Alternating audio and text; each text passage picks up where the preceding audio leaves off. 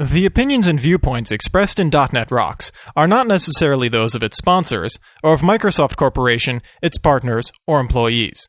.NET Rocks is a production of Franklin's Net, which is solely responsible for its content. Franklin's Net, training developers to work smarter.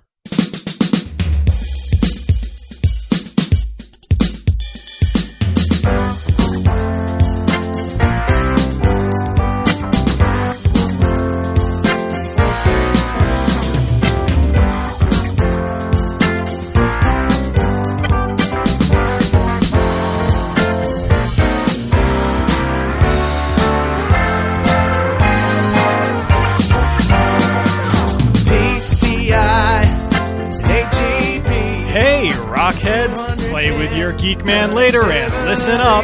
It's time for another stellar episode of .NET Rocks, the internet audio talk show for .NET developers with Carl Franklin and Rory Blythe. This is Jeff Maciolik here to announce show number 76 with guests Shaun Walker and Jim Duffy, recorded live Friday, August 13th. .NET Rocks is brought to you by Franklin's Net, training developers to work smarter, and now offering hands-on VBNet and ASP.NET classes remotely. Online at www.franklins.net, and by Data Dynamics, makers of ActReports.net. Simple, powerful, and cost-effective reporting for Windows Forms and ASP.NET web applications. Online at www.datadynamics.com. And by Dundas Chart, advanced technology, advanced results. Online at www.dundaschart.com. Support is also provided by Code Magazine, Microsoft Technologies in-depth for IT managers and developers. Online at www.code-magazine.com. And now, the man who installed the Whidbey beta on his production machine, bringing new meaning to the term .NetNuke, Carl Franklin. Gotta get enough points to finally Thank you. Thank you, sir. Jeff Maciolik, our announcer and all-around audio nerd here at .NET Rocks. I'm Carl, and welcome to another stellar episode of the show. We'll be with you for 2 hours, bringing you geek talk and .NET talk and lots of silly shit. And before we get started with all that, I'd like to introduce my co-host out there in Portland, Maine, Mr. Microsoft, the biggest flaming heterosexual I personally know, Rory Blythe. I actually get that a lot. Portland, Maine. Jeff just pointed out Portland, Did I say Maine. Portland, Maine again? Oh, geez. Yeah. Portland, Oregon. You know, it's just the geographic locality thing. That's all. Yeah. I'm so used to it. So this is my first week on the show as an official Microsoft employee. I signed a bunch of thingy duties earlier this week. At least I think I did. It's been such a blur of a week. Wow. I spent Monday in new employee orientation, and I am now officially a Microsoft employee. New employee orientation? Yeah, what's that like? Well, you show up, and some really, really nice people give you a little visitor badge, and they take you around, and then they spend the next 4 or 5 hours trying to give you free Coca-Cola, and they explain the health insurance to you and stuff like that. And then they say things like, now remember, in order for us to give you money, you're supposed to do work for this company. And that's pretty much new employee orientation.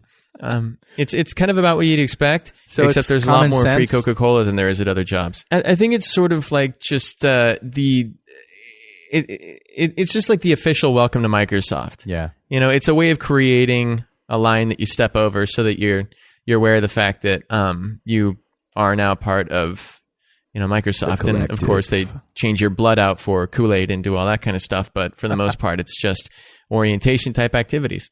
Cool. And then so I you were shadowed partying Russ with Festino. Yeah, you were partying with Russ this week. Yeah. He's a party animal. Partying is a good word. He has a lot of stamina. He's got a lot of energy. And I met up with him in Fort Lauderdale on Monday, and I don't actually really remember Monday because I was so tired. I only slept like 3 hours a night all week long. But then on Wednesday, we drove down to Miami, and he took me to South Beach. I got to tell you, like, there are things I had no idea about South Beach, and I learned the hard way that it's a topless beach. I had no idea. Wow. There was absolutely no indication whatsoever, but you get out there and all of a sudden you look around and you think something's a little different around here.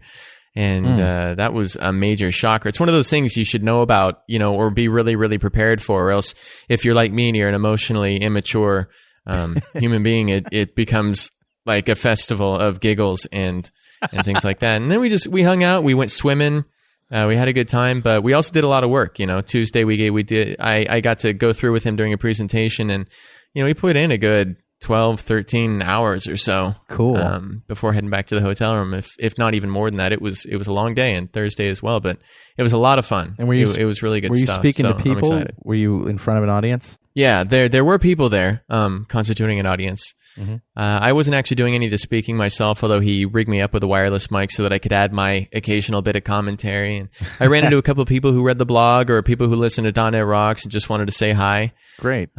So that was always a cool thing. Same thing down at Microsoft. I ran into some people who listened to .NET Rocks who just wanted to say hi. Yesterday, I had to fly out really early because of Hurricane Charlie. I got a last-minute ticket out and got onto my airplane, and I swear, from the northern tip of Florida all the way to Las Vegas, it was thunder and lightning. Yeah. And I mean, the cabin was lighting up, but I was on so many sedatives and I was so sleep deprived and I was so out of it that all I could think was, man, that's really beautiful, man. It's really beautiful. You see a cow go past you on the airplane. Yeah, reality Twisters. was about as close to me as the ground. It was a good 40,000 feet away, but Wow. it was gorgeous. I had never seen lightning like that before, and looking at it for about 6 hours straight, it was beautiful. So Got Charlie's home, supposed to 4 be o'clock like in the morning. 145 mile an hour winds, and they I'm say glad it I got hasn't. out of there. Yeah, they say a storm this powerful hasn't hit Florida in 10 years. Wow. And as we record Well, yeah, this, I'm ladies and definitely glad I gentlemen, got it's still making its way across Florida. So Yeah. I actually got didn't do my it. Haitian cab driver to the airport was utterly convinced that all this stuff about Charlie was nothing but a conspiracy between the weatherman and Home Depot. really, Although now I suppose maybe he's changed his tune a little bit. He was a really nice guy, but he was pretty hard set in his ways. He was telling me, you just wait. Tomorrow nothing will happen. Well, it looks like maybe things did get a little rough. yeah. Yeah. Never mind And the me, Doppler 3 radar hours images yeah. that have the funnel clouds advancing towards the coast of Florida. Well, he was implying that those have been photoshopped by a clever weather person. Sponsored by Home Depot. So. Insane. And I'm rambling now because I haven't had any sleep, and I have a Valium hangover from I was not going to get on an airplane with lightning everywhere, totally sober. That just wasn't going to happen. So my doctor gave me some, tranquilizers for the flight and everything. But Wow. yeah, so I'm back, and here I am. So what's going It's an on with you? interesting life you live, my friend, and more power I guess so. to you. Yeah, it's scary. More power to you. Well, with me, I've been teaching for the last 2 weeks. The last week when we did Miguel's show, I was in Jacksonville at that time, and yeah, I don't remember if I said it on the show or not, but there was like an international incident right across the river in Jacksonville while I was there that involved the sheriff's department, which was the company that I was teaching. Some guy was like, held a gun and a bomb to this guy's head and demanded that a judge that handed down a verdict he didn't agree with, who he says ruined his life, go on TV and resign. And she did, and they called in a SWAT team, and it was like deployed from the building where I was teaching, I was teaching developers this. So it was just a wild week.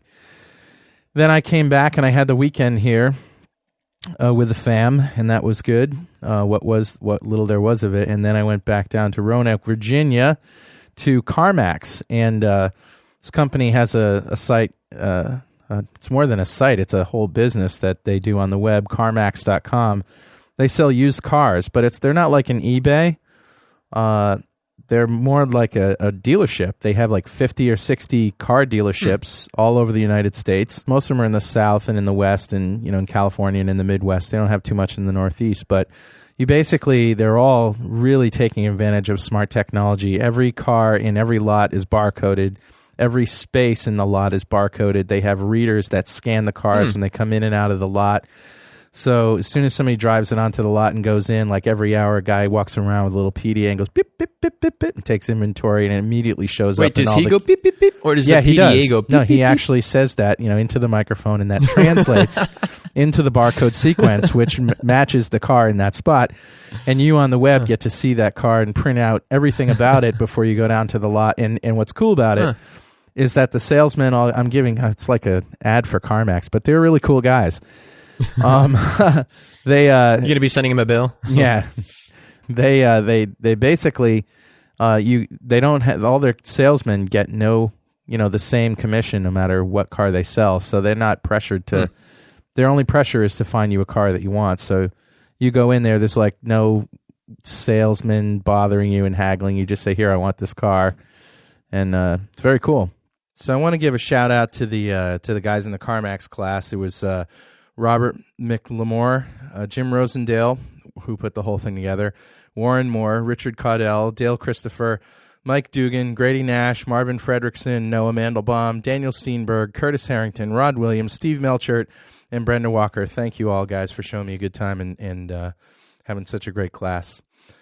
And it really was a great class. I mean, it was a 3-day class, so we took out like all the hands-on exercises and just concentrated on content.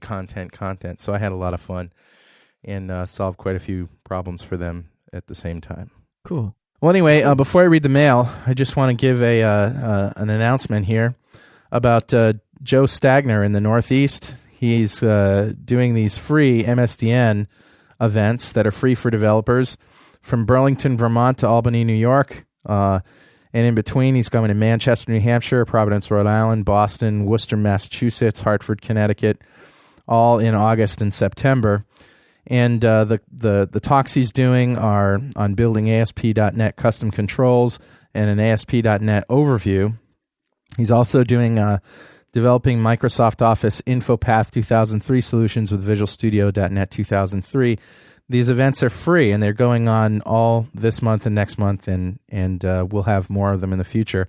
But if you want to check them out and register, go up to www.msdnevents.com. They're a lot of fun, folks, and this is the kind of stuff that Rory's doing now too. So you really get to hang out with true nerds of your caliber and get some pizza and stuff. That's actually what that's what I was watching this week, and it's good stuff. And you mentioned the InfoPath one, and one really cool thing about that is that a lot of people don't really understand InfoPath. A lot of people don't know what it does, and that particular session will show you how to actually do stuff with InfoPath.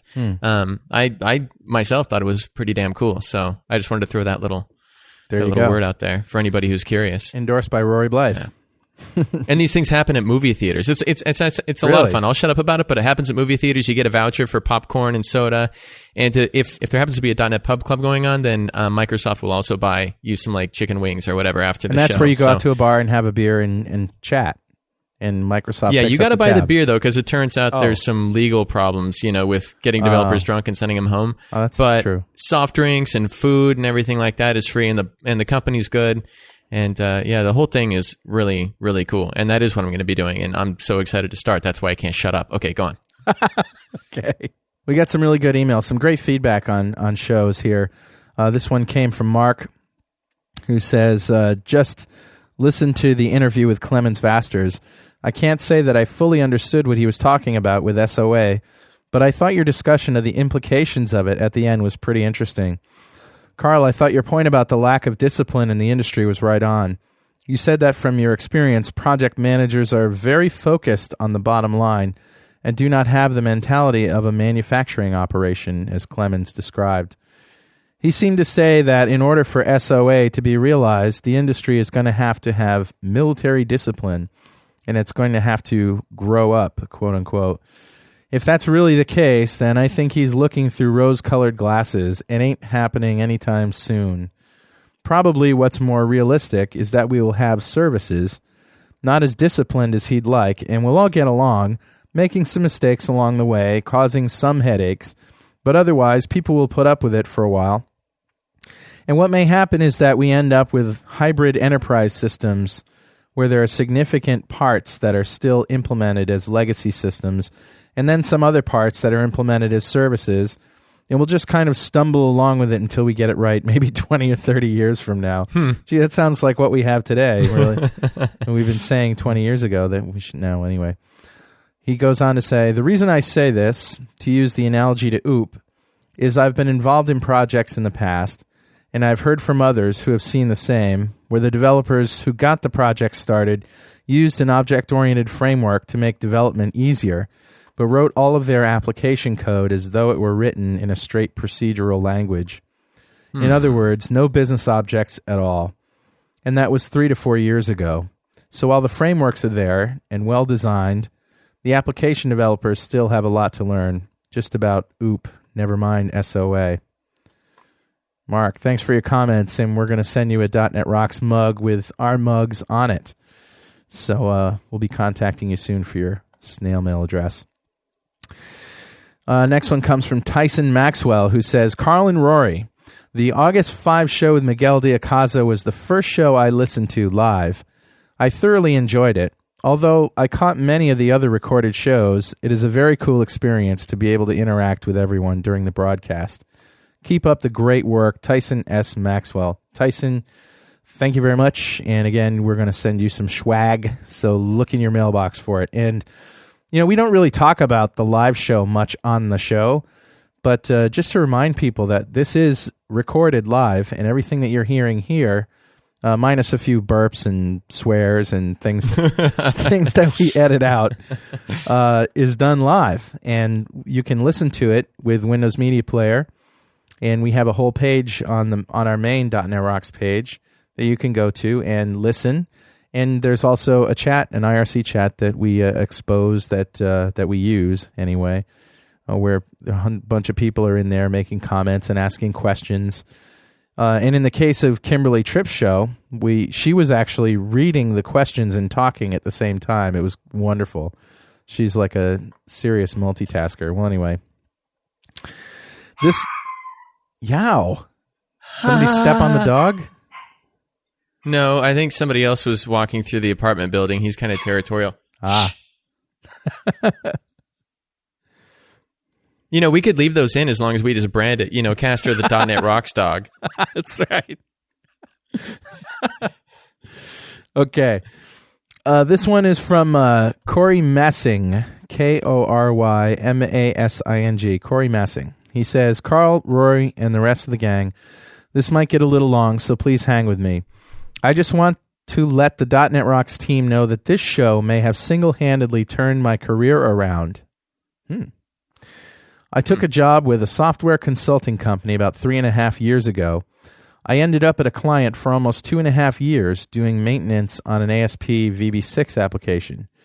The boredom started to sink in as most of my work consisted of troubleshooting bugs. Finally, I had some downtime between clients and started to teach myself C#. But before I could gain a strong, in-depth knowledge of C#, I was shipped out to work on a C# project. Sound familiar? It was great for the first couple of months, but again, I eventually ended up working on bug fixes and maintenance. I became content coming to work at 8 a.m. and leaving at 4 p.m. Developing software was becoming more of a job than a passion, and I was being sucked into the Mortrix. It's pretty good. The Mortrix. One day after reading an article about blogging, I decided to search for some .NET blogs in hopes that I could find one that would once again get me excited about programming. My first search result was from Google, and it took me to Franklin's Net. The item on the Franklin's Net site that caught my eye was a link to an internet audio talk show for .NET developers. This may be too good to be true, I thought to myself. I downloaded the Kevin McNish show, and I listened to it while I worked on bug fixes. Let me tell you guys, that show was my red pill, and I haven't looked back since. Since that day, I have downloaded and burned every single episode. I started from the beginning. This is really cool, huh? I started from the beginning and worked my way through each show. I'm now listening to the entire set again. I listen in the car, at the gym, and at the office. I have strongly recommended that every developer in my branch download these shows and listen to them.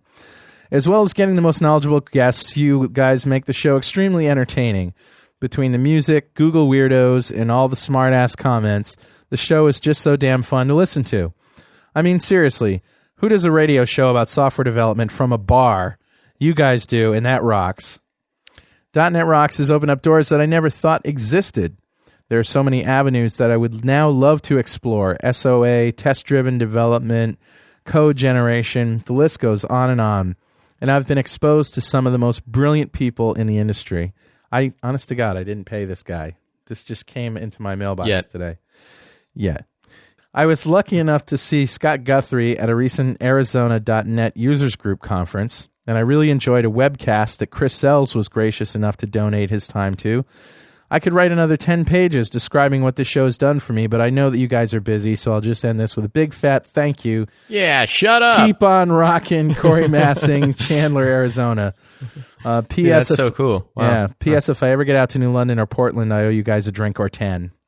And I think we ought to send him a sweatshirt, don't you think? Yeah, Corey, we're actually never too busy to listen to people go on and on and on and on about how much they enjoy the show. So. Sucking up is definitely recommended. So that is the mail, and now it's time for the news.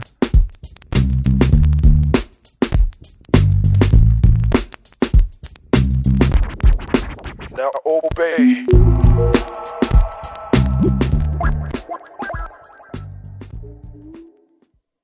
So Roy, got some news for us this week?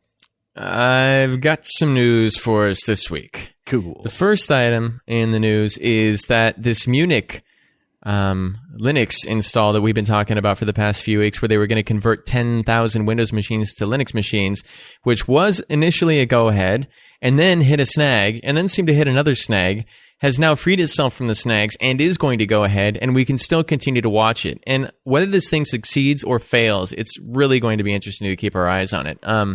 There's an article about this over on, I got the Shrinkster URL here, shrinkster.com/AJ. And, I mean, even if it goes forward, I'd be really interested to hear about the kind of technical hurdles they're going to face in migrating 10,000 Windows machines to Linux boxes. Yeah, we said we would cover this, and we're definitely going to keep you. And so, do we know what the status of the project is, or are they just now about to go forward with it? Well, what they've decided is that it would take about 2 or 3 weeks to figure out if there were going to be any patent issues that would stop them from going forward with the migration. Aside from that, I think the plan is simply just to keep going. Wow. So cool. It'll be interesting to hear about. Yep. And then the next bit of news, in light of last week's show with Miguel Diacaza, we talked a bit about Cocoa Sharp, which is the Cocoa binding for Mono. Mm-hmm. And for anybody who doesn't remember, Cocoa is sort of like the equivalent to Win32 on OS X, or also the .NET framework. It's like a mix of everything, right? It has a lot of functionality built in. But when you're talking Cocoa, a lot of the time you might think of it in terms of its GUI functionality. Yeah. And the Cocoa Sharp framework is coming along, which is cool because it's going to get easier and easier to write Cocoa apps using Mono. And the URL for this story is shrinkster.com/AK. And then next, there's some rumors going around, and now that I work for the company, I'm not sure if I'm allowed to even propagate these rumors, regardless of my personal opinion, but I think it's probably all right. There's some talk about maybe Internet Explorer 7 beating Longhorn to the masses. So URL for that is shrinkster.com/AL.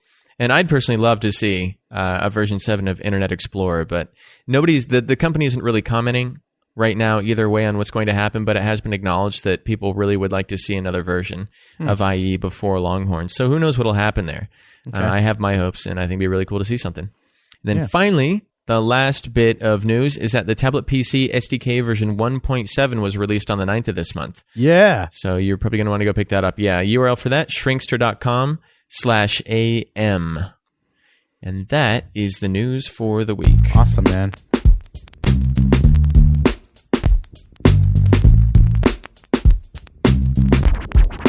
Now obey. Speaking of tablet PCs, Rory, we're in the midst of our .NET Rocks tablet PC giveaway contest, as you probably know.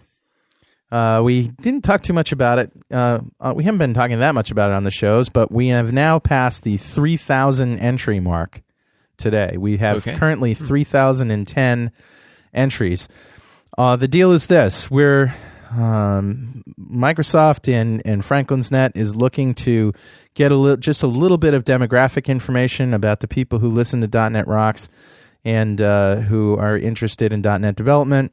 So it's a very, very simple survey. I think there's 2 questions out on the site at www.franklinsnet/.netrocks.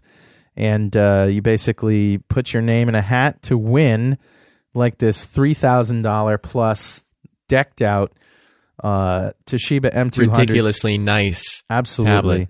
Tablet PC. It's got a 60 gig hard drive.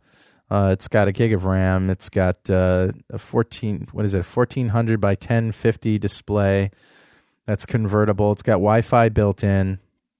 It's just very, very sweet. I have one myself, and I just can't put it down. It's awesome. In fact, I was reading a book with Microsoft Reader on the plane today, and I can't tell you how nice it is just to be reading like that. And there's a little joystick on the side. Just go pink to turn the page. It's so cool. And to be able to like annotate, I mean, you can provide your own little notes about things, or you can highlight stuff. You can throw your own bookmarks in there without destroying the book, Right. which I always thought was really cool. Yeah, very cool. Very. And then cool if you have indeed. Encarta, you can look things up in the dictionary, or you can look things up in the encyclopedia if you happen to find a reference to something you don't know anything about. That's one of my favorite things to do, is switch back and forth between Encarta and Reader. But yeah, it's an awesome Very cool. way to spend your time. So let's just go ahead and introduce the guests. Our guests tonight are Shaun Walker and Jim Duffy. Shaun Walker is founder and president of Perpetual Motion Interactive Systems Incorporated, a solutions company specializing in Microsoft enterprise technologies. Shaun has 15 years professional experience in architecting and implementing large-scale IT solutions for private and public organizations.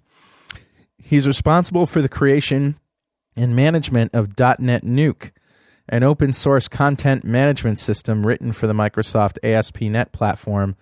Based on his significant community contributions, he was recently recognized as a Microsoft MVP, Most Valuable Professional, in 2004.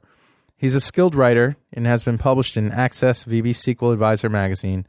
Shaun resides in British Columbia, Canada, with his wife and 2 children.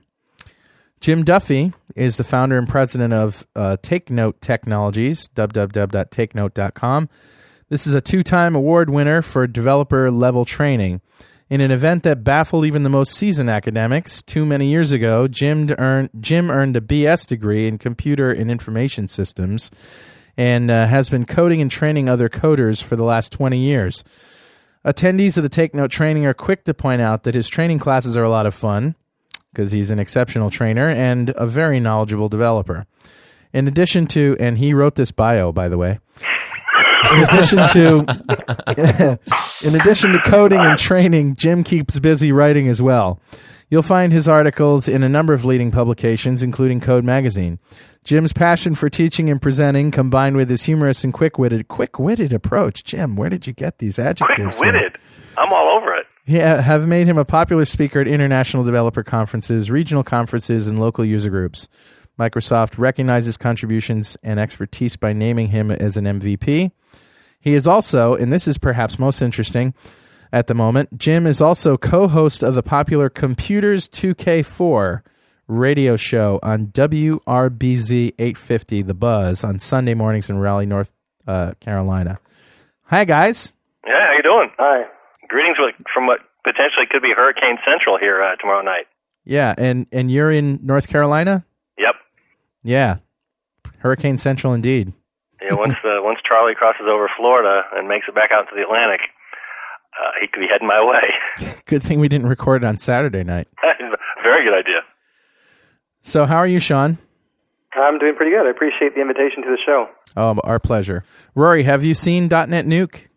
I've seen .NetNuke. I've never used it, and I'm familiar with PHP Nuke. Is that that's the original project it's sort of based on, right? At least in spirit? Yeah, true.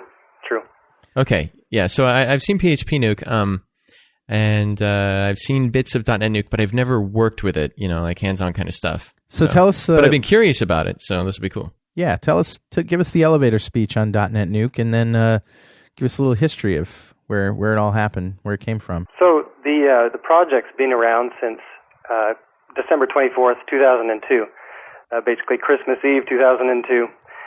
Myself, like a lot of Wait a developers. minute. So Christmas Eve, you're writing code? Christmas Eve, I'm releasing code. Oh, releasing. As a gift to the world. As a gift to the community. I thought that's when you started developing it. No, there's a lot of symbolism there. Will you stop that and wrap presents? hear hooves on the roof. Sorry. So, like a lot of .NET or a lot of Microsoft developers, I was interested in getting up to speed with the new .NET technology, and I found this great sample application in 2002 called the iBuySpy portal. Right. And many .NET or future .NET developers started with that application, getting their feet wet in .NET. Yeah, that was originally I had certain things in mind when I saw the application. I had some experience in the past with PHP-Nuke, so I saw the similarities in terms of content management, at least at a very simplistic level. And I was involved with writing applications for amateur sports organizations. And what the requirements were in terms of what the clients were asking was for a website which was easy for them to manage the content, where they could still maintain their own identity, so have their own URL, and have their own presentation sort of look and feel as well. So I made a lot of changes to the original code base for the iBuySpy portal. But after about 10 months of that, I realized I didn't have the funding to release it as a real product, and I thought I had become quite involved with the forums on ASP.NET. Mm-hmm. And I thought it would be a great thing to contribute to the community.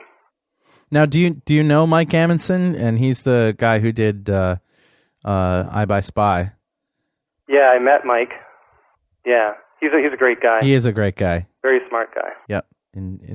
Yeah, and so December 24th, I decided in my infinite wisdom to release it as an open source version. And what I did is I just made a post in the iBuySpy portal forum on the ASP.NET site saying that there was a full version available for download. And from there, the downloads started to pile up. I actually went on holidays for a couple weeks in January, and when I returned, I was amazed to find that there was 2,000 or 3,000 downloads. So just originating from that original post in the forum. So you've talked a little bit about how it started.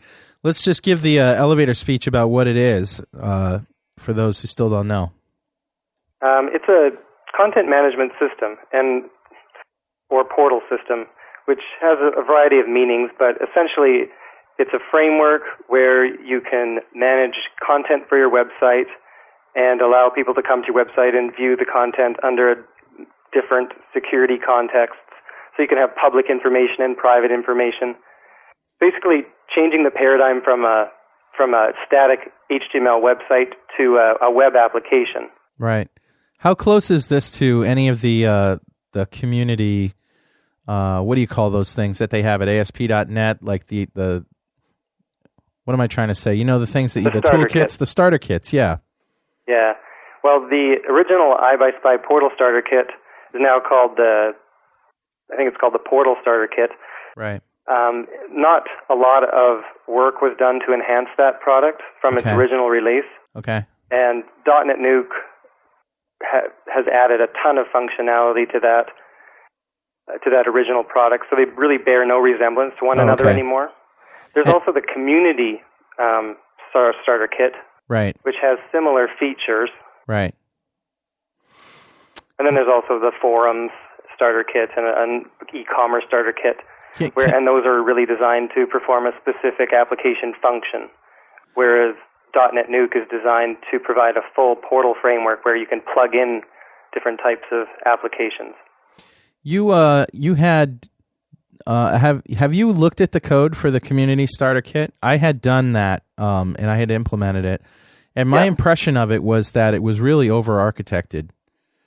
It seemed very complex.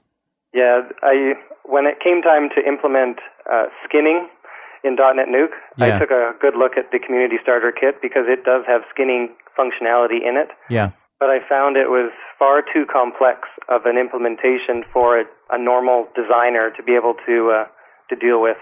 Well, it's glad to hear somebody else say that. I mean, it's whoever did that is, and I don't know who did it, but they're brilliant. I mean, it was Stephen Walter. He's a brilliant guy. He does a lot of the starter kits. The code was great. I mean, it was great, and it works great, but very difficult to jump into and try to figure out what's going on. For me, it was anyway. Well, that's very cool. So what kinds of features are in this .NET portal? And by the way, it's free, right? Yeah, it is free. It is a true open source application, whereas the starter kits from Microsoft are released under Microsoft End User License Agreement.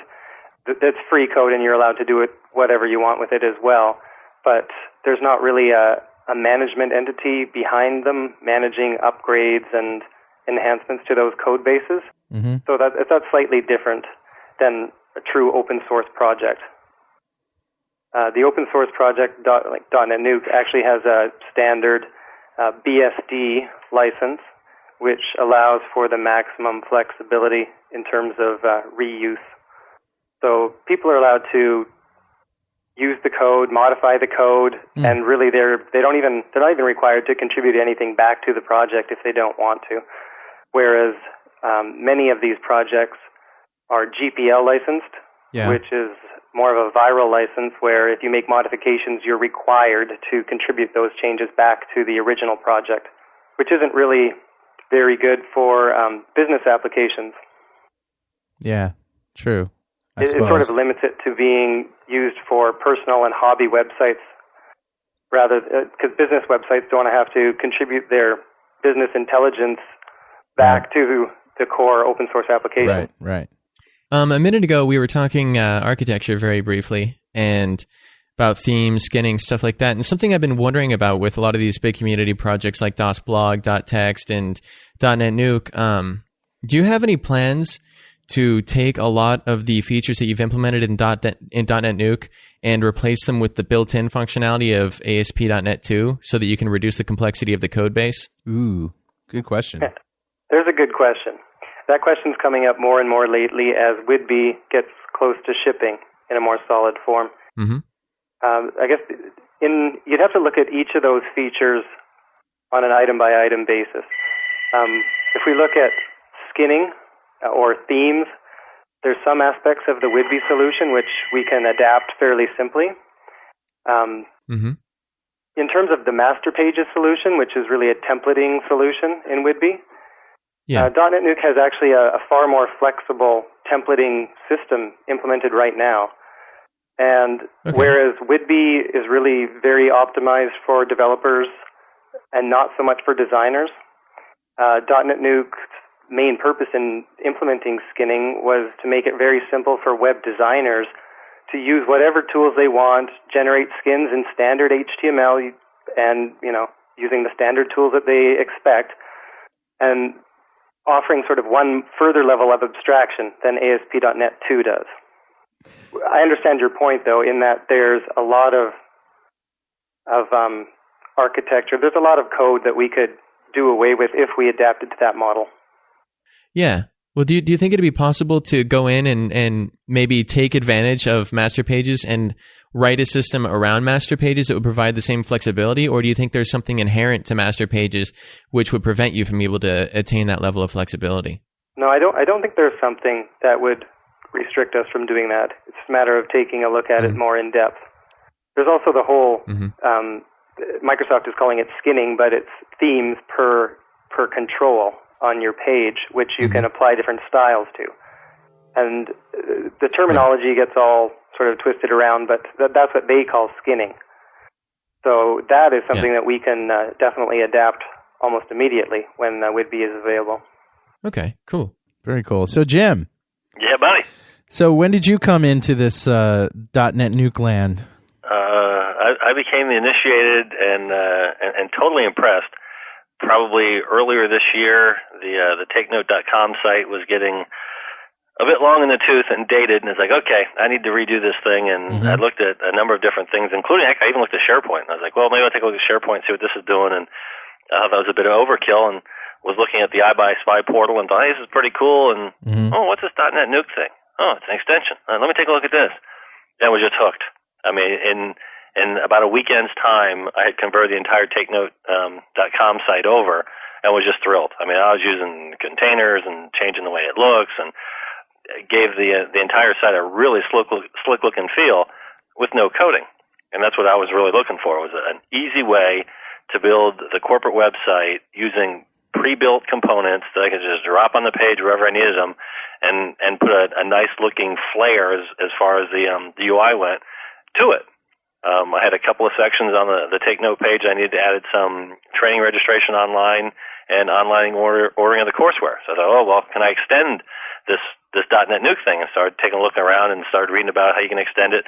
I wrote 2 custom modules in about an hour and a half's time each, dropped them into the site and said, hey, this is cool, and had just customized my own modules and dropped them in right into the framework, and was just so taken by it. I was like, this is slick.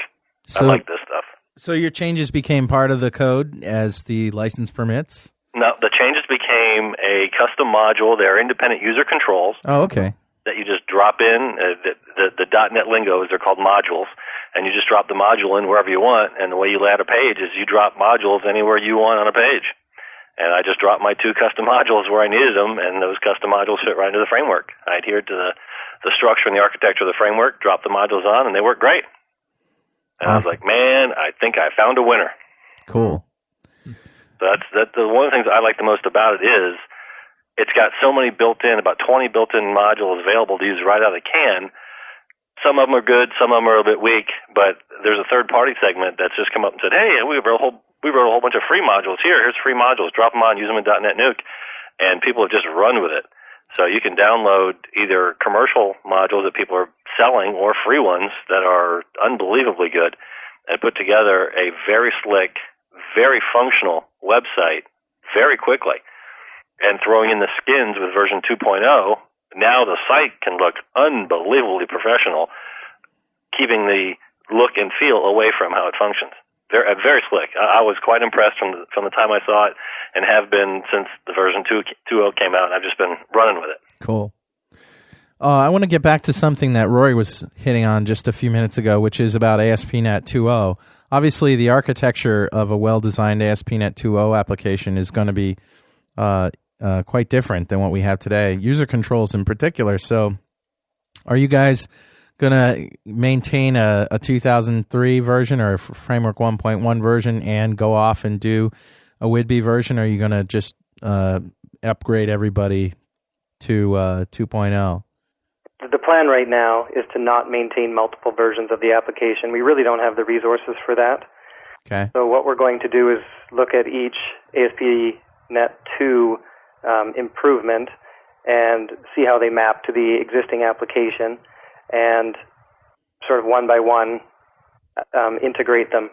Right now, I mean, even as we speak, we are already integrating the membership roles, profile, APIs for WDB with .NET.Nuke in its current form. So when WDB arrives, we're already going to be using those APIs. So it'll be a very slick migration. So we are looking ahead. And there's significant improvements in WDB. I mean, one of the goals of WDB is to reduce the total lines of code. The problems that I'm experiencing when I do my analysis between WDB and what we've got in ASP.NET 1.1 is that we've actually got more functionalities than some of the default providers in WDB. And so we need to be able to extend those default providers, right, or else cripple the app and take away features that the users have right now. And that's not really an option. Well, extending it should be pretty easy with the inheritance model, don't you think? We're running into some complexities, and we're actually working with the ASP.NET 2 team in some areas to work through some of them. Cool. Another one of the things I like about the entire project, the entire product, is the integration, obviously the tie and communications with Microsoft. This isn't just hey, we have this really cool open source portal that we put together, and boy, we hope Microsoft likes it. So what's the relationship there? Relationship with Microsoft? Yeah. Obviously, if Microsoft is interested in any application which showcases their technology and brings it to a wider audience, DotNetNuke does that. Early on, it must have been probably 3 or 4 months after I released the original version, I was approached by Microsoft, and they said, we really like what you're doing here. Can we help you out in some ways? And so they do we host the .NetNuke.com site on their server cluster. The ASP.NET team provides that for us. They provide mentoring to us when we have difficulties with different things. I had sort of weekly communication with Rob Howard last year when he was still with Microsoft to communicate what was going on with the project.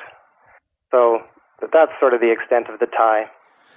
Let me ask you this, and I've been trying to ask you for 3 or 4 times, and I always got sidetracked. My apologies. So what are some of the killer features or the feature list, if you could rattle them off, of DotNetNuke? I mean, I kind of know what the portal starter kit does and the community starter kit, but let's just hear about some of the cool things it does. I think the killer feature, which got the whole project started, was I made a modification which allows you to run multiple portals from a single code base, single database. So you can have a single shared hosted account, install .NetNuke, which, so you'd install the application and you'd have one database. But then you can map unlimited number of URLs, so domain names, to that account, and they can be separated in the database to display different content. That's cool. So you can it's a virtualization model which allows you to run multiple websites out of a single account. Very nice. So that's what got the project off the ground, because a lot of people didn't want to have to purchase multiple shared hosting accounts just to have very simple websites. Of course, it opened up a whole other market for people who wanted to become these middle hosters. They just purchase one account and then they sign up customers and pass on, hosting costs to them. One of the things I like about that model is the ability to just do a single database backup. Yeah, and by doing one backup, you're backing up 15 different sites at one time. Sure, it's just much easier to manage. All the content, everything about it is all the content is all stored in SQL Server. So a single backup and you're good to go. My favorite feature, other than that multiple database deal, multiple site deal, is the security model built into this thing. It's so nice to be able to set up security groups, assign users to security groups, and set every module and every tab up with a security group. And you're like, oh, hey, that's pretty cool. That was easy. I can control who can see what at what time. I like this. No coding. It's all just built into the product. Is it easier to authorize and authenticate people once they've signed up than, say, the community portal, which is buried? You kind of have to go looking for them. Yeah, there's a number of different registration options. Okay. There's a public registration option where people who register are automatically granted access to the site. There's a private option where they register and then an administrator gets notified that somebody registered and they have to approve it or not. There's also a private registration option where people register and then a verification code is sent to the email address that they registered with to ensure that they didn't enter a bogus registration address. Cool. And then on their first login, they have to use that verification code to authorize their account. Oh, good. That's good. Very slick stuff. Well, continue with the feature list. I didn't mean to interrupt you there. That's all the features. That's it. Okay. There are no more. Virtualization security done. Sorry. And you can't publish any content. Sorry, that's not a feature. Actually, that is another feature. There's probably double the number of content modules included with .NetNuke as there were with the original, and that's included with the core. And then there's a ton of third-party custom modules as well. For example, just lay some of those on us. A laundry list. Forums, picture galleries, PayPal module, shopping cart module. Those are some of the third-party ones. Yeah. Some of the ones that come built in. I mean, there's an RSS news feed built right into it. There's an announcements tab built right into it. There is a discussion group built right into it. A contact form built right into it. I'm just trying to rattle off some of the built-in documents, modules. Events, frequently asked questions, feedback form, survey, iframe. Huh. Cool. So, a maps module, which works with MapQuest. A weather module, which works with the Weather Network. Carl, I can tell you this. You look at it more and start to play with it, and you're going to start going, I need to switch over to this stuff. That's what I'm thinking right now, actually. Because it is exactly what I did when I looked at it and said, man, I am home. I like this. There's an RSS thing. Is there a blog, or is that basically what that is? No, that's the RSS module. Just is a news feed consumer. Okay. There's also a weblog module as well. Oh, there is? I think there's a couple of them. Really? Yeah. Interesting. Very, very cool. I guarantee you'll be looking at this stuff, Carl. Very cool. Okay, Rory, And then it's obviously got banner ad and vendor management as well, so that you can try to make some revenue on your site as well. I'd forgotten all about that. That's right, vendor and banner ads built in. And affiliates and, yeah. Jeez. And the number of these modules currently? How many? That's hard to say. I mean, ballpark? Built in, there's about 20. Yeah, and then I bet you there's got to be 50 or 60, maybe even more than that on snow-covered. Wow.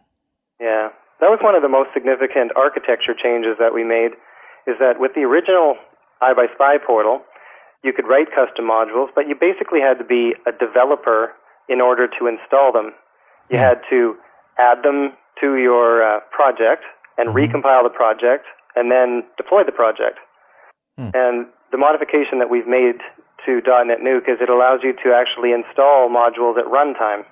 It installs the UI files and a DLL, which is the code behind all compiled into one DLL, and drop that into the bin and adds some database entries to know where to find the controls, and it just works.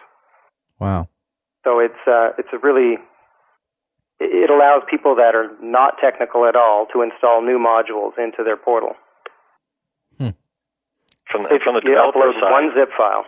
Wow. From the developer side, it allows you to build a private assembly in .NET and in Visual Studio, and build the entire assembly, test it, and then say, okay, here, upload this to the site, and boom, there it is. It's a module built in now. Very similar to the web parts architecture, but we've actually released it prior to the web parts stuff coming out. So it's kind of interesting. Very, very cool. Okay.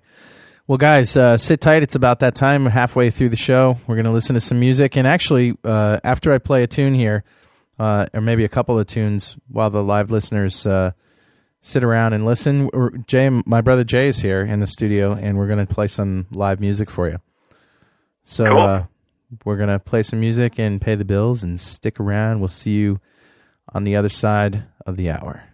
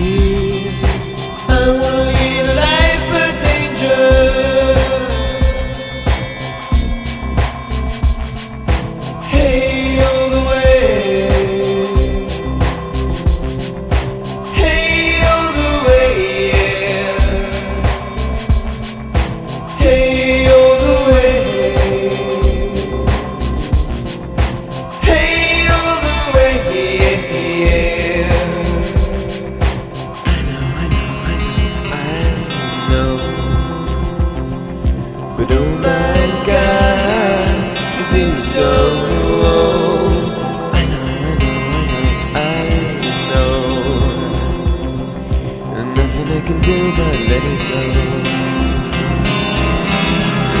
Hey, all the way. Hey, all the way, yeah. Hey, all the way, yeah. Hey, all the way, yeah.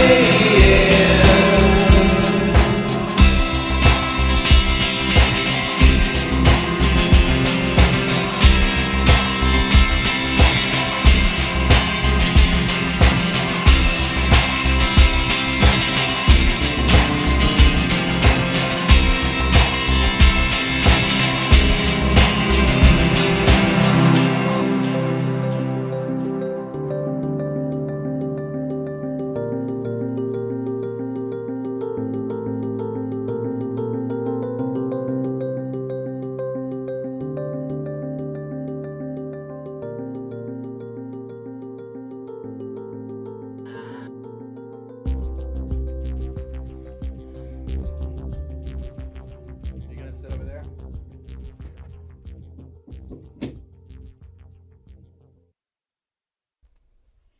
Oh, cool.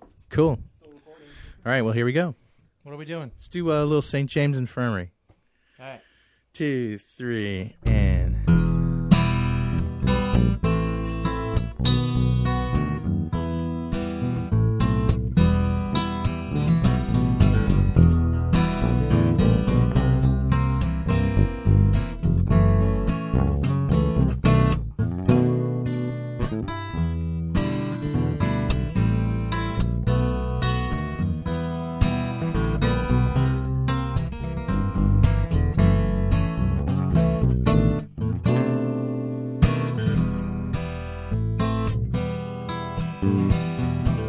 I went down to St. James Infirmary.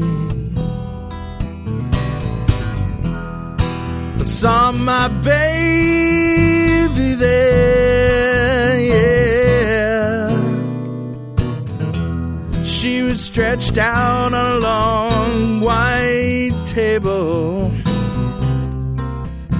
so cold, so sweet, so fair. Let her go, let her go. God bless her. Wherever she may be, she can search this wide world over, but she'll never find a sweet man like me.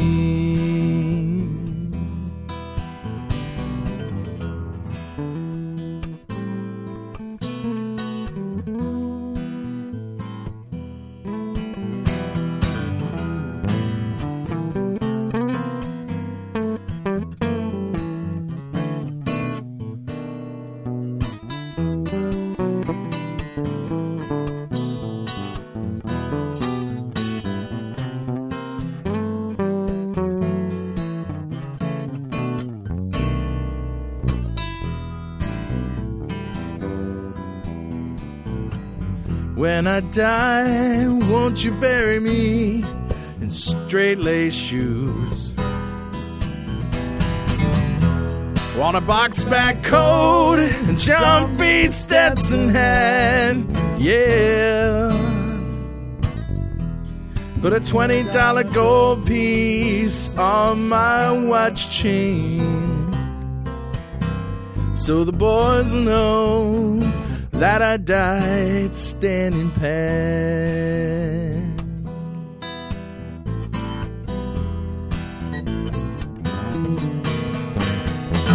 I went down to St. James Infirmary.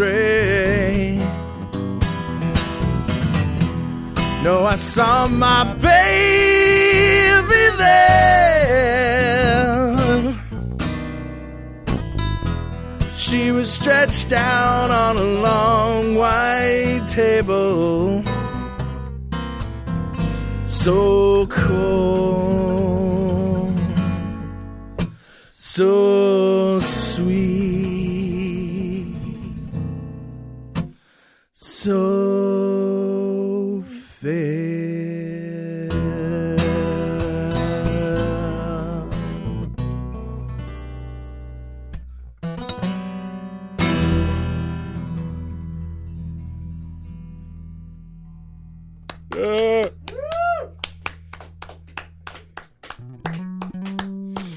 Yeah. All right, one more, and then we'll get back to the show. This is The Last Steam Engine Train, which is sung by, who the heck did it first? The guy who died. Leo Kottke's mentor, John Fahey. Yeah, John Fahey. And Leo Kottke did an arrangement of it, and we have further screwed with it. This is The Last Steam Engine Train. 1, 2, 1, 2, 3.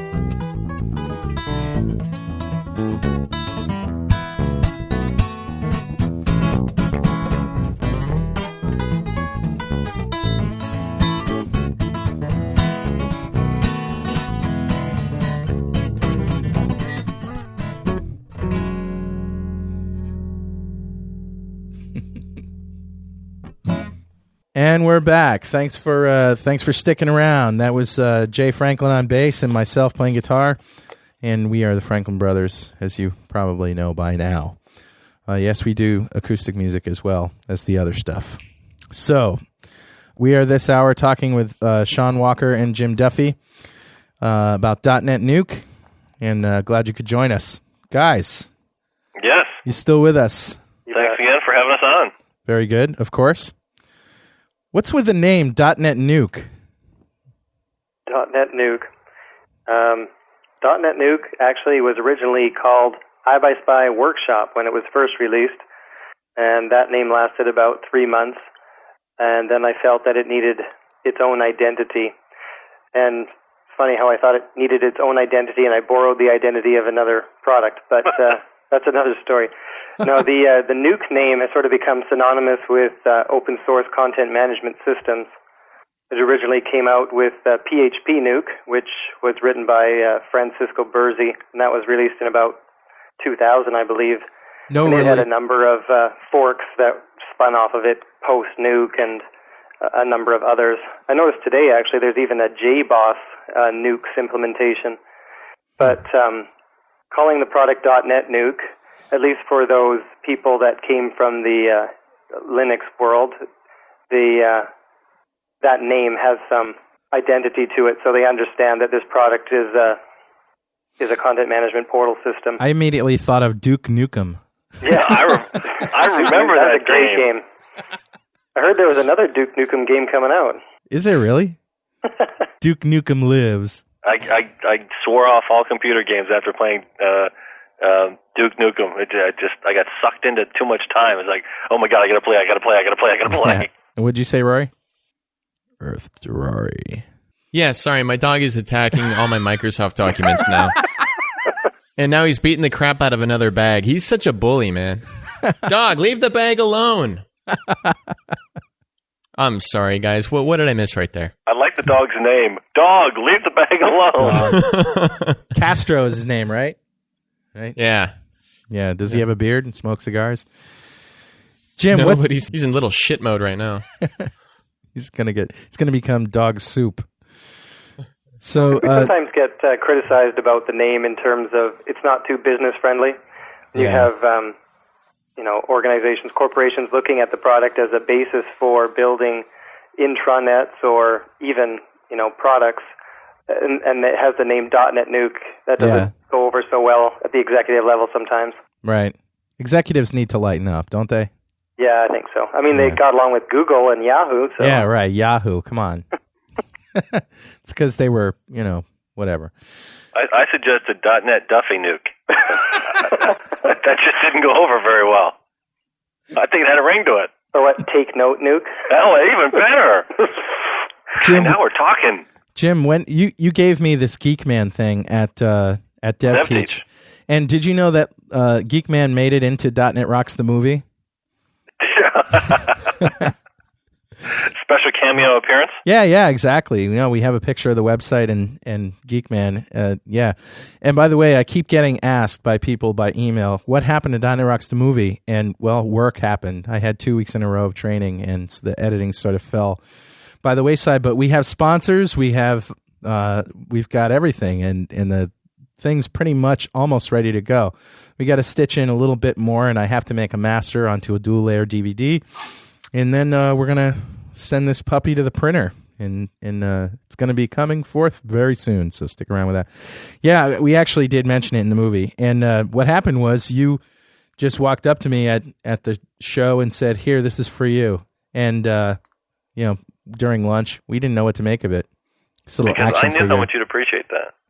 It is pretty awesome. Where do you come up with these things? I mean, I should talk. We have Richard the Toy Boy. He would have found something like that. But right.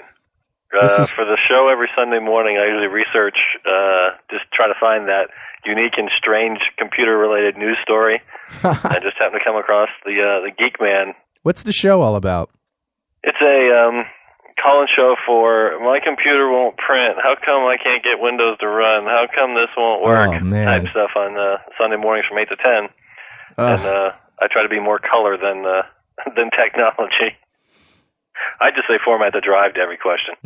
You'd be surprised how many things it fixes, though. I mean, the bugs, they all go away. The problems are solved. Format the drive. Works for me. How long is your show? It's 2 hours. 2 hours of that? 8 to 10. Is it on the web? Is it something we can listen to? There may be some versions out there stored, but we typically don't stream or anything over the web. It's just it's that old-fashioned live radio. Yeah, how many listeners do you go out to? 4. Oh, wait a minute. No, 1 died. 3. That's a good question. I don't know. Probably not nearly as many as this show has. Oh, well, come on. How many Jeff, how many do we have right now? 20? Probably 37. Oh, boy. We're on that's not bad. We're on a campaign to get more live listeners. We have tons and tons of download listeners, but you're not a true fan until you've experienced the live show. And, I feel like I'm being indoctrinated. Yeah, or something. Yes. So what back to my passion, .NetNuke. Right. What do you teach classes on .NetNuke at Take Note? Yep. I was so jazzed by this thing, and had been doing Fox Pro and VB.net and ASP.NET training and stuff like that, and was so jazzed by .NetNuke, I thought, man, I so have to start teaching people how to use this thing, because this is just too cool. And put together a couple of classes. One's a 2-day creating portals with .NetNuke. Requires no programming. It just teaches how to set up the portal and add modules and administer it and set up security rights and all that stuff. Wow. And we have another class, which is a 2-day coding class. How do I write custom modules within the .NetNuke framework? And I actually got some of those coming up the end of August 30th and then September 1st. What's a typical class size for you? We've run the class a couple of times and have had 6 to 8 people in there. Great. Which makes me happy. Obviously, That's 12 good. to 15 would be even better, but I'm just happy that there's enough support out there to run the class, and it just my way of trying to support the community as best I can to help teach more people how to use this thing. That's awesome. So yeah, I'm a happy camper. I'm getting jazzed. I mean, talking to you guys, especially when I heard the list of features and stuff. And, these are all things that some of these we'd like to implement on our site. Yep. Our Franklin's Net site started out in ASP. And, the main page, which basically lists the shows that are coming up, is an ASP. And it's not a high traffic, high performance required site. And it works fine. So we just pretty much left that in ASP. But we've done other parts of the site in ASP.NET that needed to be. There was where you sign up for a newsletter, for example, we take information from people, and I wouldn't do that without validation, so right. That was crying for ASP.NET, so we do that with validation.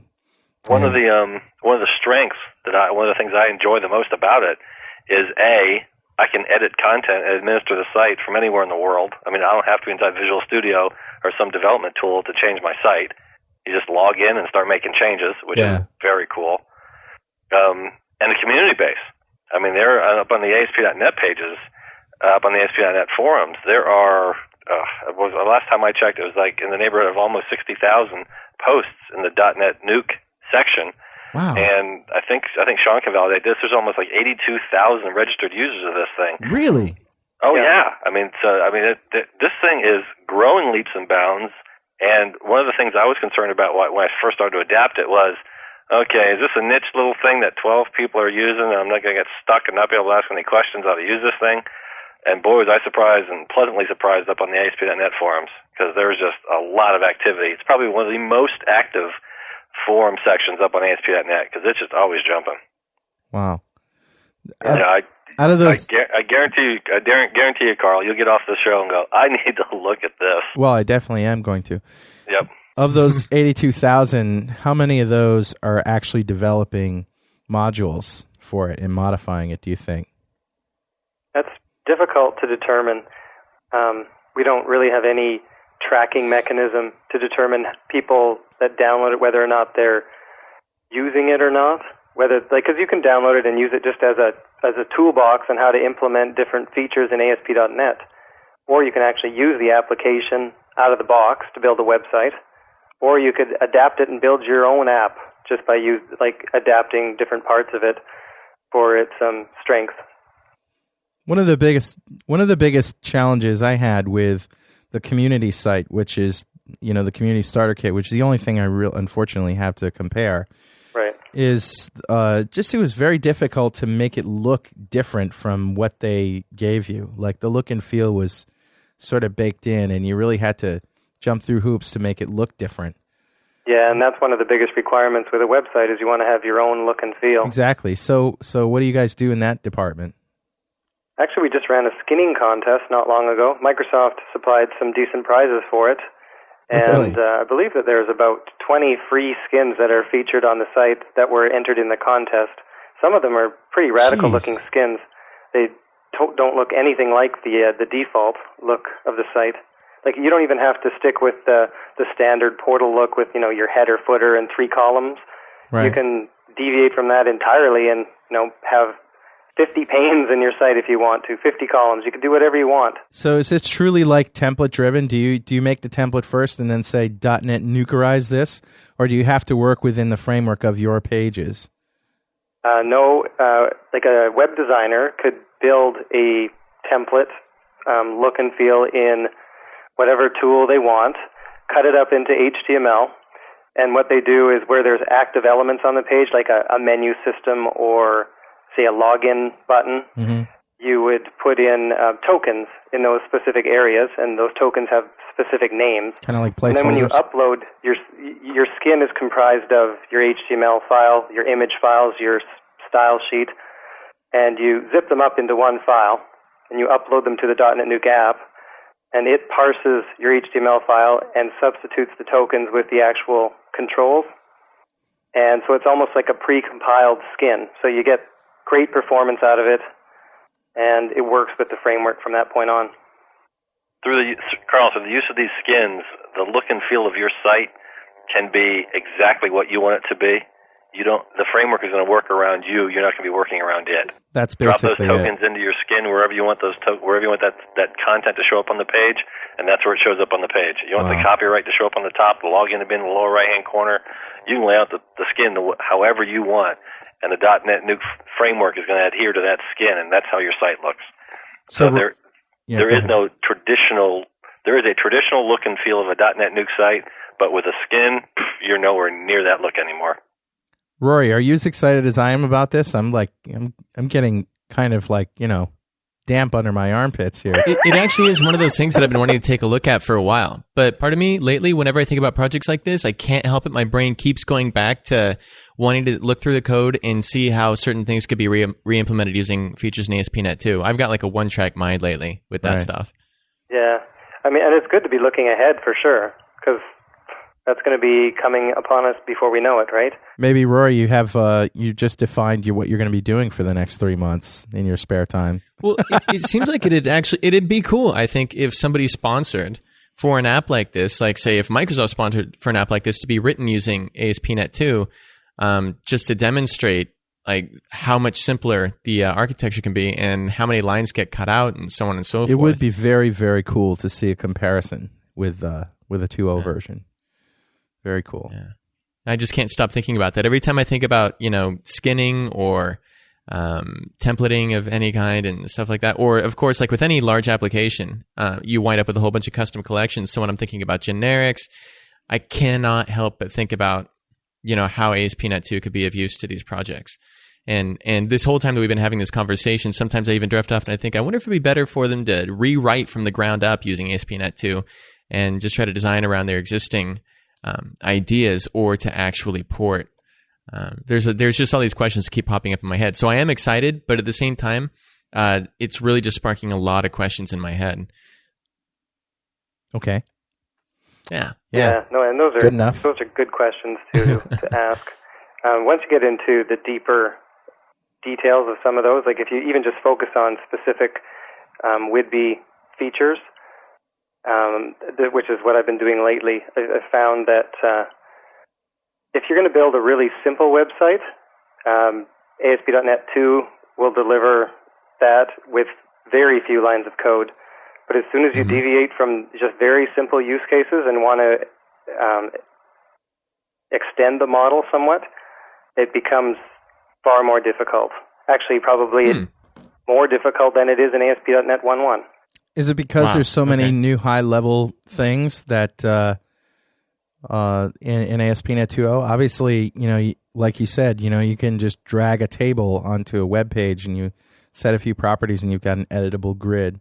So if you want to get down in and, change anything. I've heard that, though, that in ASP.NET 2.0, they've actually opened up a lot of hooks in the database layer. Right, in the binding layer, so that your data can come from anywhere? Yeah, that's the whole provider model. Right. But the provider model is based on a base API. So as long as the base API is extensible, then you're able to add your own functionality to it. But if you have to go outside of that base API, that's where it becomes more complicated. Yeah. What do you guys plan on doing for features? Do you plan on adding for the ASP.NET 2.0 version? In the current version, we are implementing a number of interesting features. We're implementing localization, which is static localization, so the ability to display the labels, the administration labels inside the app in different languages. So that'll facilitate usage of the app in other countries. Again, that's not content localization, where you would actually display the content in multiple languages. This is really for the administrator. And we're following the WIDBE model for localization as close as we can, so that when WIDBE arrives, it'll be a fairly simple upgrade procedure.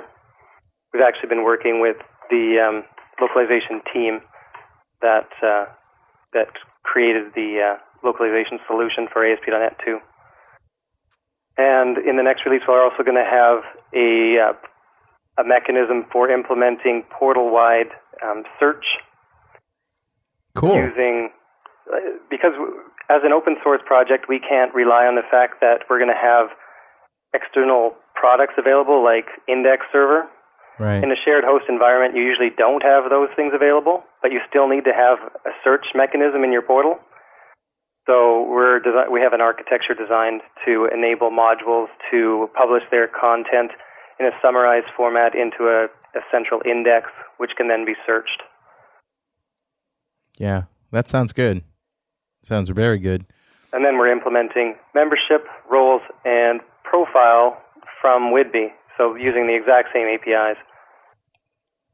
Cool. So we're actually going to be showcasing a lot of Whidbey functionality this fall, which is well before Whidbey comes out. There's also got some Whidbey functionality in it now with the data provider layer, where I know I mentioned earlier that you store everything in SQL Server, but with the data provider layer, you don't have to use SQL Server. Just depending on what data provider you use, it ships with Access and SQL Server providers out of the box. But I know there's a MySQL provider out there that you could actually build a DotNetNuke site with MySQL. Cost to build that is going to be zero with the open source .NET-Nuke, MySQL. You're done. And there's an Oracle provider as well. You guys don't actually advocate people using Access as a back end for this thing, do you? No, it's really there for educational. Like it's right. used quite a bit in academic circles where people are teaching courses and they might not have SQL Server licenses for all of their students. Mm-hmm. It's a good mechanism for them to be able to teach them using Access. Definitely not used for a scalable website, though, in production. Oh, then I better get off of Access right away with my site then. Oh, yeah, right. Now you tell me. Jeez, I wish someone had told me that earlier. No wonder it's been so slow. Hey, speaking of slow, let me talk to you about North Carolina for a minute. Hey, ba-dum-bum. Yeah. What's the .NET community like down there? Because to tell you the truth, I haven't heard of anything happening down in your neck of the woods, and maybe I just am not plugged into that community. But what's the local community like? We have a .NET user group here, which is called the Triangle.NET user group. It's www.trinug.org. Trinug. Trinug, Trinug, trinug.org. That sounds obscene. That sounds cool. Typically have anywhere from 30 to 40, 45 members show up at the meetings every second Wednesday of the month or whatever. So there's an active .NET community going on here. And it's funny, I gave a presentation at that user group about 3 or 4 months ago on .NET Nuke, and there is now a .NET Nuke SIG. The entire site has now been switched over to .NET Nuke. I mean, they just went wild with it. That's great. So yeah, it's actually, .NET's jumping down here. Excellent. Across the whole states, actually, that's been happening a lot. A lot of user groups, .NET user groups, have been asking for presenters for .NET Nuke. I know Patrick Santry is one of our core team members. He's been doing a ton of presentations to user groups in the East Coast, central area, the states, and it's very big in Australia. Sessions I did at some of the conferences, Dev Essentials and Dev Teach, very well received. I mean, you start to show this stuff to people. I mean, Carl, we're talking to you about it and you're getting excited. If you saw it, it'd be like, dude, this is so slick. I mean, it's just a different perspective actually seeing it. But it's been very well received. I've written a couple articles for Code Magazine, and I'm getting emails all the time. Oh, I love your article on .NET Nuke and Code, man. It's really great. You showed me a lot. And people are just running with this stuff. What I'm really thinking here, as you know, is that this might be a really good way to teach ASP.NET. Oh yeah. Never mind .NET Nuke, but just here's an implementation of a content management system that we can wrap our mind around and see what they did and how they architected it and all that. What are some of the do you have names of very famous or well known or maybe even just highly visited websites that use it? Shaun, you may agree or may not agree, but I'd probably have to say one of them that's just kind of came out recently is Allied Van Lines. That's alliedvan.com. You're kidding? No. Go out to alliedvan.com, and that's a .NET Nuke 2.0 site with a really slick-looking skin on it, and it's being accepted and used throughout the corporate world. Wow, it looks great. Yeah, it's pretty cool. Yeah, there was another one. Patrick Santry was involved with Lord.com, another very large corporate. Oh, right, yeah. They used it. Yeah, we have DotNetNuke sightings all the time where it seems to pop up. Is there a way to tell? In general, it's still being used in intranet scenarios more than extranet scenarios. Really? Yeah. And in those cases, we don't even see it. But is there a way to tell that it's a .NET site? Like if I view the source, does it say, in the metadata? It depends if they've removed, there is an option that you can remove the copyright messages throughout the application. And that's really in there for security purposes so that people can't target .NET sites if they're hackers. Wow. So really there's not any good way of telling in version 2. You usually can, though, just by looking at the URL, Carl. Desktop default. If you see desktop default, and then the tab ID, and then some odd number, the trained eye can usually pick up on a .NET site pretty quick. I think one of the other reasons why .NET become so popular is that in .NET Framework 1.0, there was a lot of emphasis put on C#, the language, getting it off the ground, getting people excited with it, trying to attract Java developers over to the .NET Framework. And the VB developers kind of felt like they were being left out. Yeah. And the .NET application is VB.NET as a core. And it gave them an opportunity to be excited about something and have sort of a community on their own. Although, with the extensibility model, you can write your modules in C# and they work just fine with the framework. But as a core, it's written in VB.NET. That's great. Hey, long live VBNet, If it's good enough for NASA and Allied Van Lines, it's good enough for you, so shut up. All right, so let's see. I got some questions here from the chat room. Bitmask asks, how scalable? Any implementations out there with 1,000, 10,000, 100,000, 1 million content items? Well, okay. With the multi-portal capability, I've heard of people running up to 1,000 portals on one IIS account. So that's basically 1,000 websites running out of one website. Wow.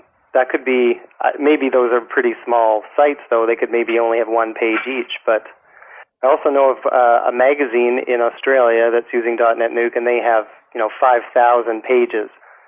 So 5,000 tabs of information in a single site. So that's a lot of content.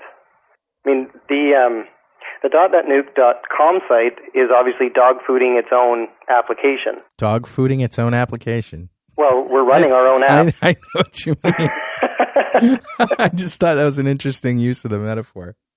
I thought you were just thinking, dog. Dog food. And we get, I never heard dog food used as a verb, Shaun. That's all. Now we're getting at grammar 101. Except where Rory and his dog biscuits are concerned. But I think that's a new Microsoft term that's been put in the dictionary, dog fooding. Average, that's a great verb. We get 800,000 page views a month on the .NETNuke.com site. Wow. So 27,000 page views a day. And if you think about it, Bitmask, it's the scalability has more to do with ASP.NET than it does .NETNuke. I'm sure, unless you guys are doing something really dumb, but you wouldn't do that. It's using best practices for sure. Yeah. It's using, SQL servers using stored procedures. It's got a defined data access layer, defined business logic layer. Right. So if you look at the code base, you'll definitely see it doesn't resemble the original starter kit application which it was based upon. Yeah. Because really that didn't exemplify best practices. Mm-hmm. It was what it was. It was a good an example of a functional application. But we basically rewrote it. Are you being good boys and disposing your objects when you're done with them? Good boys. In most cases, yeah, I'm not going to say 100% of the time because there are a lot of hands in the code as well. Yeah. That's one of the things about open source is it does seem to evolve quickly, but you do have maybe a little less control over what's being put into it. Are you guys able to legally modify somebody's code to fix it? Like if there's bugs? Obviously you should be able to, right? Or anybody can. Yeah, no, with the whole Linux SCO thing that's going on, being a lot more careful now with code submissions that come from external parties. Mm-hmm. People have to sign their intellectual property rights so that we can share it in the project. Like they can retain their original rights, but then the project also shares in those intellectual property rights. so then we can make modifications to it and fix it and not be liable down the road. And that's very important to people who are using DotNetNuke. They don't want to be stuck in a legal situation either. Another one of those features of the product that's not even part of the product is the attention to the licensing that's going on, and knowing what Shaun's doing behind the scenes with that idea of intellectual property, and we don't want to get sued later, and whose is this, and making companies feel comfortable about implementing this technology, knowing that, yeah, we're all right. We're not going to run into intellectual property lawsuits later by using this thing. The licensing has all been set up so that it's very open and very, very modifiable. Here's a question from the chat room. Can DotNetNuke index a file system for searching like SharePoint can? No, it can't at this point. Okay. It's one of the features that's included in our roadmap for the next release is not just content from the database to be searchable, but files on the file system. Mm-hmm. Although it's probably going to be limited to specific file types. Another question from the chat room. Is there going to be any major changes to DotNetNuke when ASP2 and Yukon? Well, we sort of talked about the ASP.NET 2.0, but what about Yukon? Are you guys going to embrace that? Obviously, you're going to. Yeah, we haven't actually done much research into Yukon. I mean, I guess one of the problems or blessings in .NET Nuke is that we use the provider model, which means that the application can run on multiple databases. So we really can't take advantage of any one particular database's proprietary techniques. True. We sort of have to write to the lowest common denominator, which is, very simple queries. Theoretically, I guess you could write a Yukon provider and try to take advantage of some Yukon features, but you may still be somewhat limited by how the application uses the data that's passed. This is a good question, and I thought of this myself, too. Are images and the content items stored on the web server file system or in the database, and how easy is it to upload images? When you're logged in as the administrator of the application, there's a file manager module, and you can upload files via that module. Because the architecture supports multiple websites, each portal has its own upload directory, which is in the application folder structure. So in the case of images and documents, they're being actually stored on the file system and not in the database. Good. I'm not a proponent of putting files in the database. It slows down all queries when you use blobs and just makes it very difficult to access them. There's some benefits too, for running in web farm scenarios. Oh, that's true. Yeah. And also for backup, things like that. Yeah. Mostly in situations where you have to synchronize content. It does slow down the database, though, having all those blobs in there. And it makes your database unmanageably large. Right. Very cool. Roy, you still with us? I am still here. I've had some dog issues, I but noticed. Corey arrived recently, and it's been taken care of. He was humping my leg like crazy, just ankle raping me, and Corey came in from her dinner, and she's got him tied down in the corner. She's duct taped him to the wall. I feel fortunate that good thing it's not a big dog. Ankle raping. It's well, he comes over, he sniffs your ankle, and he goes, "Ah, ma chérie, you are so beautiful. I find you so enchanting. I want to make love to you." And then he does. He doesn't really ask. So, but he's gone now, and I've been enjoying what's going on. What's that? What'd you say? Does he buy you dinner before or after? He's actually he's not very charming. He's one of those love him and leave him types. It's all business. So yeah. It's all business. Yeah. Then he just goes off and finds another ankle after he's had yours, so he's not even loyal. Are you at least wearing a sock so you're protected? Because I want to make sure you're wearing protection. Does he make I didn't actually have socks. My ankle could get pregnant. Does that, Roy? Don't you think this is getting a little graphic, guys? I'm not going Not there. that I'm embarrassed. Well, we didn't have Google Weirdos, so we need to balance this out with some sick stuff here. Well, sometimes he does kind of go, rawr, rawr, rawr, but he doesn't like moan or anything. So Oh, geez. You are like a style to me. You're beautiful, my love. Yeah. So. Richard says, don't worry, my bad toy will make up for no Google Weirdos. Speaking of that, before we introduce Richard the Toy Boy, who you guys know, I'm sure, any last-minute words of wisdom or pieces of advice or shout-outs or anything you want to say to the audience about .NetNuke or anything else before we shift gears here?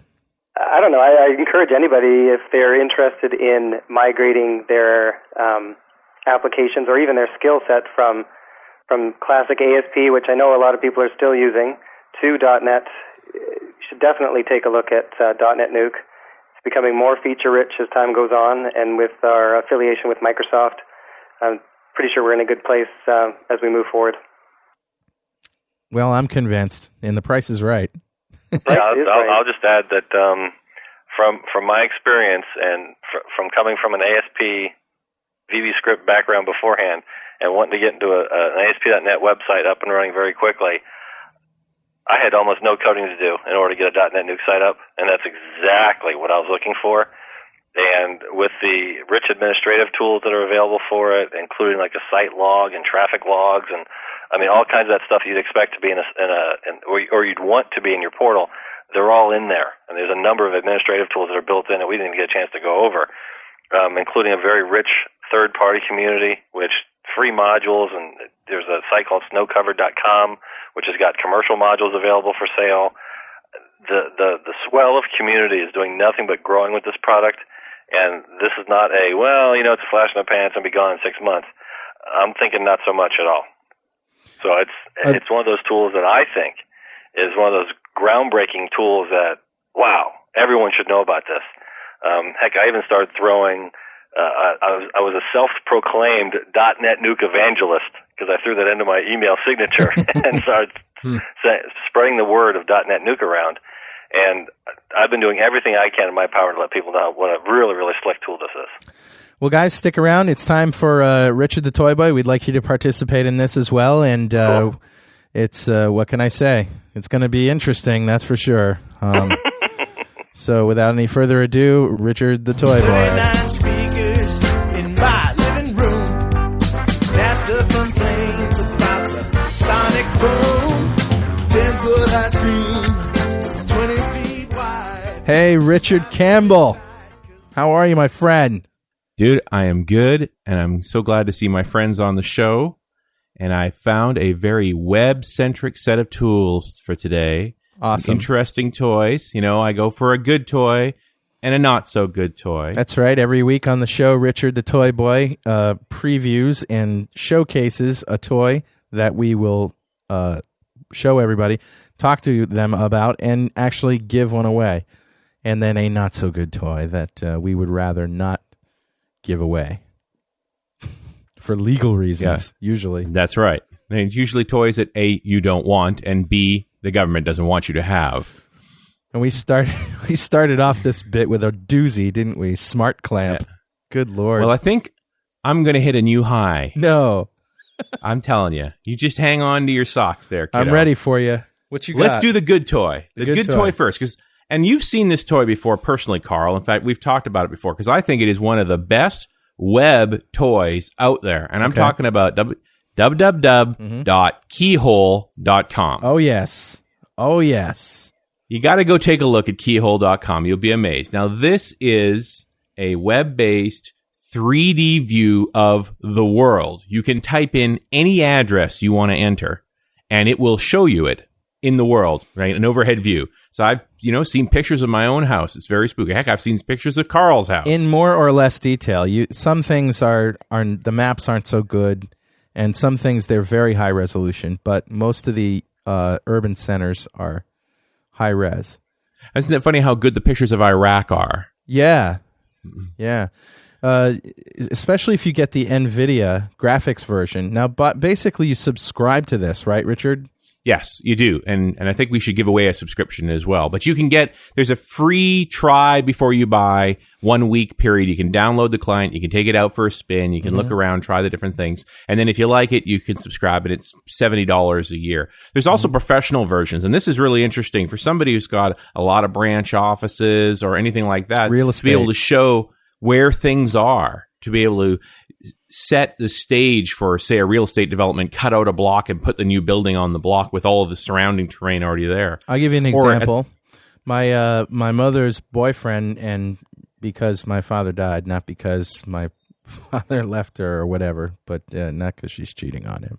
My mother's boyfriend has a house in the woods in Stonington, Connecticut, and he's got a pond. And he was looking for an aerial view of the pond for some reason. I think he wanted to do some development or do some damming or something. I don't know why he needed, but he's having a hard time finding any photographs of it. And so he was over at my mother's house, and I showed him this, and he says, "Oh, go check out my pond, check out my pond." Zoomed right in, snapped it, printed it, and he took it home, and man, that was a happy man. It's amazing what you can get out of this thing, and it just goes to show you how commoditized this kind of technology has become.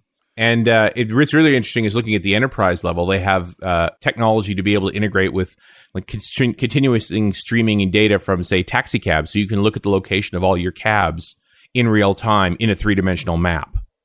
And it looks like they have a new version, Keyhole 2 Pro, which is different from the one that I have. This coexists with Keyhole client versions 1.7, and I'm not so sure what the difference is, but I'm sure you can find it. The main thing is your ability to put your own data down on the map. So you can now plug multiple locations in and, put your logos in and have them show up on the map in 3D. Oh, that's nice. That's very cool. For a business, it makes a lot of sense to be able to do that. So we'll give away a 1-year subscription to that. And you bet. Before we do that, however, what's your questionable toy of the week, Richard? I was to ask. Because it's, we're talking about a web-based world, right? And I'm talking about a web-based toy. So I went out looking for, a bad toy that you find on the web. Yeah. A bad toy. And this is bad. That's all I can say. It's bad. But it's one of those things you just have to look at. So I've used Shrinkster. So it's shrinkster.com/AQ, Alpha Quebec. Now you need to have Flash for this to work. It's on the Adorable Bunnies site. So what this is what they call Ping Extreme. And the goal is to whack the penguin as far as you can get him with your big mallet. Unfortunately, the impact is so great that it pretty well just breaks off his head and his head goes flying. So you just give it a try. You press the mouse click, the penguin jumps, press again, you got to whack the penguin, see if you can get some distance. Ew. Now, the thing that is disturbing about this is just how much life it will suck out of you. The next thing I knew, I blew an hour on this stupid thing. And hey, I managed to get over 1,000 yards. I splatted him. That's disgusting. You got to be careful. What are those red things on the left there? Those are the things you're supposed to go over, right? It makes it a little more challenging. What are these buttons? Those things, spikes. Those are landmines. Wow, I got a home run here. He's sailing, he bounced, he's sailing still. Oh my God. Did he hit a landmine? No. Oh yeah, he just hit one, yeah. Just hit another one. I find it fascinating that it's a penguin, too. I don't know if there's any symbolism here. He sure has a lot of blood for a penguin. I think a penguin's head. Completely. Oh, that's his head. I see. He just keeps hitting landmines and bouncing. Are you supposed to hit landmines? Does that propel? Oh, absolutely. Oh, all right. Gives you a little more distance. I think I just got. Let me tell you how many yards I got. 832.4. Is that good? Nice one. Is that good? I don't know. What's your high score, Richard? About 1,000. Well, that's my third hit, though. I mean, yeah, you got to try it a few times. That is insane. Blow a day on it. Get good. Oh, that is bad, man. Is this smart clamp worthy? Yeah. Now you see. Notice it's a penguin too. So who's the guy down below? Right. Who is that guy? The Abominable Snowman, maybe. Actually, he's bald. It may be Steve Ballmer. So what is this site called? Whack the Penguin? Yeah. Does it have a name? Ping Extreme. Oh, Ping Extreme. The original Flash site had you whacking the penguin with no blood and no landmines. And I guess a a creative child got a hold of this and, made it a little more interesting. Oh my goodness. That that kind of makes up for the Google Weirdos, don't you think, Rory? Rory, are you doing it now? Yeah, but I'm not very good at this, actually. I'm getting kind of frustrated. If you played a lot of asteroids. You guys are all talking about your high 80s. scores, and I'm getting like 500, whatever, 600, and I kind of feel left out. People in the chat room are getting a lot more than I am. I hate this game's stupid because I'm not very good at it. I clearly had a lucky shot. Yeah, that's exactly what it was. How far was yours, Carl? What's that? How far was yours? 832. Oh, I had a 745. I beat you, man. I'm still trying. All right. So, Richard, what does somebody have to do to win a year's subscription to Keyhole.com? Well, I always like people to go to the Keyhole your high site. Score in the penguin thing? Yeah. Someone turned their sound off on the penguin thing. I always like you to go back to the good site, the Keyhole site, and take a look around, try and find something interesting, specific on the site here. Okay. So I want you to go to the Keyhole site, and I want you to find a particular piece of information for me on the site. Yes. And the question is... That's a good question. What is the question? Okay. Okay. My question was going to be that there was a special version for NVIDIA cards, but some Nimno barked it all over the air, so it doesn't matter much now. I have to come up with a new question. Oh, okay. Okay, here's the new question. Okay. The new question is that on the special version of the Consumer Edition, there is an additional planet available for viewing. Tell me what that additional planet is. First person to fire an email to Carl wins themselves a year subscription to Keyhole. And where should they send that email, They Carl? should send that email to .netrocks@franklins.net. .netrocks@franklins.net. Don't paste it in the chat room. You'll be disqualified. So it's got to come by email. The first person to send it by email to .netrocks@franklins.net is going to be the winner. And we're just going to put up a little tune here while we're waiting for that email to come through.